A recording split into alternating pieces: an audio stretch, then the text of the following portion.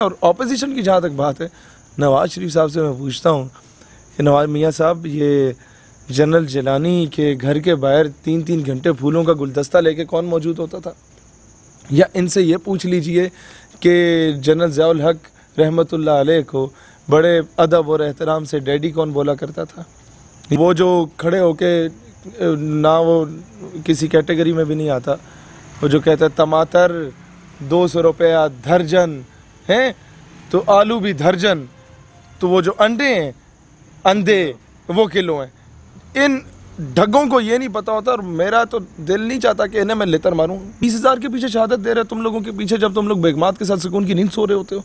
नहीं नहीं नहीं, वो बंदा अगर कोई चीज़ है वो नारा तकबीर है जो उसे बॉर्डर पे पहुंचाता है। कौम को अगर शिकस्त देनी है तो उसकी आवाम और अफवाज में इख्तिलाफ राय पैदा कर दो, उस कौम को दुश्मन की ज़रूरत नहीं पड़ेगी। अस्सलाम वालेकुम नाज़रीन, मैं हूँ आपका मेज़बान हुसनैन, आप देख रहे हैं नया पाकिस्तान। नाज़रीन, आज मैं मौजूद हूँ शहीर सियालवी के साथ। शहीर भाई से बात करते हैं। शहीर भाई, ये बताएं, जो अपोजिशन की तरफ से पाक फौज पे तनकीद की जा रही है, उस हवाले से क्या कहते हैं आप? देखें, मुस्बत तनकीद किसी भी इदारे पे हो तो उसके जिन लोगों से इख्तिलाफ है उनका नाम लिया जाए। एक जवान था, उसकी मैं सिर्फ आपको मिसाल दे दूँ, एक ऑफिसर की, कि जब वो LOC पे था तो उसको फायर लगा। उसके बाद जब वो हॉस्पिटल गया, वो जब बेहतर हुआ तो फिर उसने वॉलंटियर किया कि अब मैं दोबारा इन एरियाज़ में जाना चाहता हूँ। वो बेहतर हुआ तो he was sent to Siachen. वहाँ पर जब वहाँ से वो छुट्टी आया अपने गांव में तो नारे लग रहे थे, ये जो दहशतगर्दी है इसके पीछे वर्दी है। तो उसने मुझे कहा, यार मैंने ये 10 शेर, हम इन ढगों के लिए कुर्बानियाँ दे रहे हैं, किन लोगों का हमारा इतनी हया नहीं है। भाई तुम में इख्तलाफ है मुशर्रफ की पॉलिसी से, मुझे नहीं है। मैंने किस तरीके से उसको बगैरत उल्लू का पट्टा हर किस्म के लक़ब से नवाजा है। भाई आफिया सिद्दीकी के मामले में मुझे इख्तलाफ है, मैं खुल के बोलता हूँ। मुझे इख्तलाफ अहमल कांसी वाले मामले में मैं खुल के बोलता हूँ। लेकिन इसका मतलब ये कि जो सिपाही बेचारा शहादतें दे रहे हो उसको भी रगड़ा दो। इसका मतलब ये है कि हर चौक चौराहे पर जाते हुए घुरी मार के जा रहे हो, वो 20,000 के पीछे शहादत दे रहे हैं तुम लोगों के पीछे, जब तुम लोग बेगमात के साथ सुकून की नींद सो रहे होते हो। नहीं नहीं नहीं, वो बंदा अगर कोई चीज़ है वो नारा तकबीर है जो उसे बॉर्डर पे पहुंचाता है, जो नारा तकबीर है जो उसके सीने पे छलनी करने को तैयार बैठा हुआ होता है। लिहाजा अयूबी रहमतुल्लाह अलैह फरमाते थे कि किसी कौम को अगर शिकस्त देनी है तो उसकी आवाम और अफवाज में इख्तिलाफ राय पैदा कर दो, उस कौम को दुश्मन की ज़रूरत नहीं पड़ेगी। यही सीरिया में हुआ, लिबिया लेबनान में आपस में लड़वाया, तकसीम कर दिया कौम को, और फिर अमेरिका ने आके बारी बारी लेतर मारे। तो इसमें आवाम को भी समझने की ज़रूरत है और फ़ौज को भी समझने की ज़रूरत है कि अपना वीक पॉइंट ना दे। ये आला क़यादत को भी मैं कह रहा हूँ कि कोई इस किस्म का उल्टी सीधी हरकत ना करें। और ऑपोजिशन की जहाँ तक बात है, नवाज शरीफ साहब से मैं पूछता हूँ कि नवाज मियाँ साहब, ये जनरल जिलानी के घर के बाहर 3-3 घंटे फूलों का गुलदस्ता लेके कौन मौजूद होता था? या इनसे ये पूछ लीजिए कि जनरल ज़ियाउल हक रहमतुल्लाह अलैह को बड़े अदब और एहतराम से डैडी कौन बोला करता था। या मैं इनसे पूछ लेता हूँ, वो जो खड़े होके ना वो किसी कैटेगरी में भी नहीं आता, वो जो कहता है टमाटर 200 रुपया दर्जन हैं तो आलू भी दर्जन, तो वो जो अंडे हैं अंधे वो किलो हैं। इन ढग्गों को ये नहीं पता होता और मेरा तो दिल नहीं चाहता कि इन्हें मैं लेतर मारूं। मेरा दिल चाहता है उस आवाम को लेतर मारूं जो अभी भी चाहती है कि ऐसे ढगे जो हैं ये वज़ीर आज़म बने। पहले इन लोगों के बड़ों ने जो है, मैं नहीं अभी कहना चाहता क्योंकि भुट्टो का मैं एहतराम करता हूँ ख़त्म नबूवत सल्लल्लाहु अलैहि वसल्लम के मामले पे, लेकिन कुर्सी के पीछे बांग्लादेश उन्होंने भी तोड़ा है जनाब। और जहाँ तक मामला है मोहतरमा का, तो ये सारे जानते हैं कि खालिस्तान की जब तहरीक चल रही थी और सिख हिंदुस्तान से आज़ादी के बहुत करीब पहुँच चुके थे, तो किसने लिस्टें पहुँचाई और गुमनाम सिपाहियों को शहीद करवाया, ये भी सारे जानते हैं। हर वज़ीर आज़म इस मनसब पे फायज होने से पहले वाशिंगटन DC या वाइट हाउस में क्यों जाके दफ़ा होकर इंटरव्यू दे रहा होता है, ये भी ये कौम जानती है। इस कौम को मुल्क का कर्ज़ा ख़त्म करने के लिए कर्ज़ मकाओ मुहिम में जो क्लर्क से लेके वज़ीर आज़म तक पूरी कौम ने जो प्लाट बेचे, अपनी जायदाद बेची, वज़ीर आज़म तक सब ने खाए, वो भी ये कौम जानती है। तभी ये डैम फंड वाला बाबा जब चंदा मांग रहा होता है तो कोई 10 रुपये का मैसेज करने को तैयार नहीं होता, कि कौम का यकीन नहीं रहा बिकॉज ऑफ दीज गून्स। लिहाजा हमें ये चीज़ समझने की ज़रूरत है कि सारा मलबा इन पे ना गिराएं। आप भी इनकी गोद में बैठा करते थे। जनरल साहब की जो गोद होती है वो कांस्टेंट रहती है, उसमें हर 2-4 साल के लिए बैठने वाला तब्दील होता है। तो आप अगर इतने ही कॉम्पिटेंट आदमी हैं, आप ना बैठे ना जनरल साहब की गोद के लिए। वो क्या हर वक्त हाजिर होती है? जब तक खुद जाके बैठेंगे नहीं, वो मेरा ख्याल है वो भी आपको जानबूझ के नहीं बिठाएंगे। जब तक खुद जाके बूट नहीं पॉलिश करेंगे, मेरा ख्याल है वो भी आपको अपना ग़ुलाम बनाने के लिए रज़ामंद नहीं होंगे। ये अल्ताफ़ हुसैन को भी, लेकिन इसमें मैं कहूँगा कि माजी में इस तरह की गलतियाँ की हैं। अल्ताफ़ हुसैन को लॉन्च किया था पीपी को तोड़ने के लिए, अल्ताफ़ हुसैन इनके लिए मुश्किल बन गया। नवाज़ शरीफ को लॉन्च किया था पीपल्स पार्टी के अगेंस्ट, वो मसला बन गया। अयूब लाया था जुल्फ़िकार अली भुट्टो को, उसने जो गुल खिलाए। तो हर बंदा यहाँ पर मीर ज़फ़रुल्लाह ख़ान जमाली वाली बात है कि मुझ समेत तमाम वज़राए आज़म को फ़ौज ही लाती है।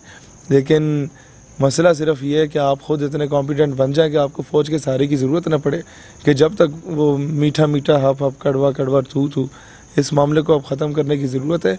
कॉम्पिटेंट बंदे जब खुद सामने आएंगे तो फ़ौज को मेरे ख्याल है इंटरफेयर करने की ज़रूरत ही नहीं पड़ेगी। ठीक है शहीद भाई, आप फ़ौज की मोहब्बत में जो कहना चाहते हैं, देखिए एक तरफ पाक फ़ौज के जवान शहीद होते हैं, दूसरी तरफ जलसा होता है। उन जो शहीद जवान होते हैं उन्हें तो राज तहसीन नहीं पेश किया जाता वहाँ। यार मुझे हैरत होती है, कराची जलसे में एक उल्लू का पट्टा उठ के ये कहता है उर्दू हमारी कौमी ज़ुबान नहीं है, और वो उल्लू का पट्टा ये जुमला भी उर्दू में बोलता है। ये कौम को तकसीम करने की कोशिश की जा रही है। आपको पता है मैं हुकूमत का इस वक्त जितना मैं क्रिटिसाइज़ करता हूँ इमरान खान को, शायद ही नौजवानों में कोई करता हो, जितना मैं इवन आर्म फोर्स की गलत पॉलिसीज़ के अगेंस्ट बोलता हूँ, अफ़गानिस्तान के मामले में जो कुछ हुआ, इतना शायद ही कोई बोलता हो। लेकिन मैं कभी इस तरह का वीक पॉइंट नहीं देता कि मेरी कौम तकसीम हो। मैं कभी ऐसी हरकत नहीं करता कि मेरी कौम फ़िरका वारियत में उलझ जाए। मैं कभी ये हरकत नहीं करता कि मेरी कौम पठान, पंजाबी, सिंधी, बलोची में पड़ जाए। ये पश्तो भी हमारी ज़ुबान है, अल्हम्दुलिल्लाह मैं बोलता हूँ। पंजाबी भी हमारी ज़ुबान है, वो भी मैं बोलता हूँ। बलोची और सिंधी भी थोड़ी बहुत मैं समझ लेता हूँ, ये सारी हमारी ज़ुबानें। कश्मीरी, बल्तिस्तानी सारी हमारी ज़ुबानें। लेकिन उर्दू हमारी पहचान है कि लहजों से या सलीके से फ़िज़ाओं में जो खुशबू घोल सकते हैं, अभी कुछ लोग बाकी हैं जो उर्दू बोल सकते हैं। तो ये जो अदब एहतराम का एक मामला उर्दू में, ये शायद ही किसी और ज़ुबान में हो। और ये खामा में इन चीज़ को टारगेट करके कौम को तकसीम करना बड़े बड़े जलसों में, या ऐसे जलसों में आके आवाम में इबाम पैदा करना। हुकूमत से इख्तिलाफ है, हटाओ हुकूमत को, तुम्हारा जमहूरी हक़ है। किसी फ़र्द वाहिद, किसी जर्नैल से इख्तिलाफ है, करो, लेकिन इन टोटलिटी पूरे इदारे को बीच में रगड़ोगे तो ये हम सारों के घरों में फ़ौजी मौजूद हैं।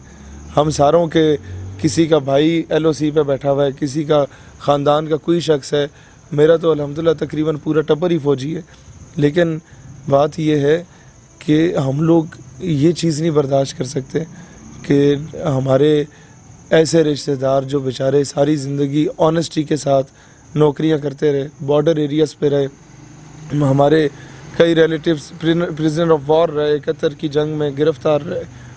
तो ऐसे लोगों को जब मुल्क से वफ़ादारी के एवज़ में उन्हें दहशतगर्दी के ठप्पे ये लोग नवाज रहे होंगे बड़े बड़े जलसों में, तो मैं समझता हूँ ये हमारे लिए बड़ा अज़ियत का बायस होता है, इस कौम के लिए बड़ा अज़ियत का बायस होता है। मेरे जहन में वो सूबेदार मलिक साहिब अवान आ जाता है जो कहता है कि मेरा बेटा, उसकी मैयत आई है लेफ्टिनेंट फैज़ सुल्तान शहीद की, तो वो पूछता है इस कमांडिंग ऑफिसर से कि उधर ही रोक दो इसकी मैयत को, मुझे बताओ इसने गोली पीठ पे खाई है या सीने पे खाई है। मैं कहा सर खैरियत है। उसने कहा अगर पीठ पे गोली खाई है तो वापस ले जाओ मैयत। कहता है नहीं सर आप खुश नसीब हैं, आपके बेटे ने सीने पे गोली खाई है। कहता है ले आओ अब जनाजा होगा। तो ऐसे लोग जो होते हैं, मैं जो बताया उस बेचारे वालिद पे क्या गुजर रही होगी, उस माँ पे क्या गुजर रही होगी। वो पठान माँ जो उधर GHQ में जाके कहती थी बेटा उसका शहीद हुआ था, और वो पूछता है एंकर पर्सन के भाई तुम्हारे क्या तासुरात हैं। मैं सोच रहा था आगे रोएगी, बेटा बड़ा याद आंदा है, पत्नी ईदा किवें गुजरेंगी। लेकिन आफरीन है उस पठान माँ पे कहती है वतन अचर खपा मशे, वतन परेशान ना हो। पठान माँ जिंदा है अपने बच्चों को तुझ पे कुर्बान करने के लिए। अब उस पठान माँ पे बेचारी पे क्या गुजर रही होगी जब इस तरह के ढगे ये जो फ़ौज पे तबर्रा कर रहे होंगे। आप नाम लो बाजवे का, ठीक है, मुझे नहीं एतराज़।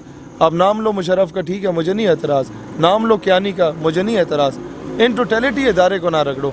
और दूसरी बात यह है कि मैं इस कौम को ये कहना चाहता हूँ कि खुदा का वास्ता है हलाल कमाने पे सोचो, क्योंकि जब आप हराम कमाते हैं वो चीज़ आपकी औलाद पे उतरती है।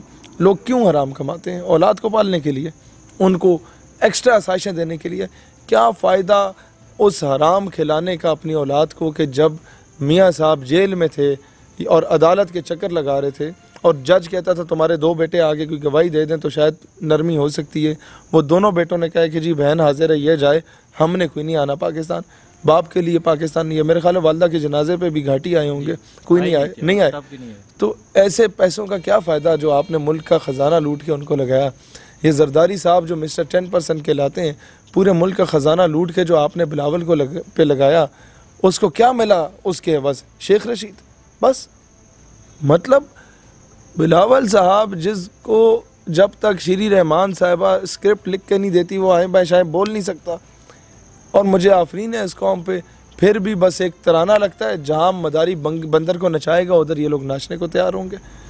तो ये हैरत की बातें हैं।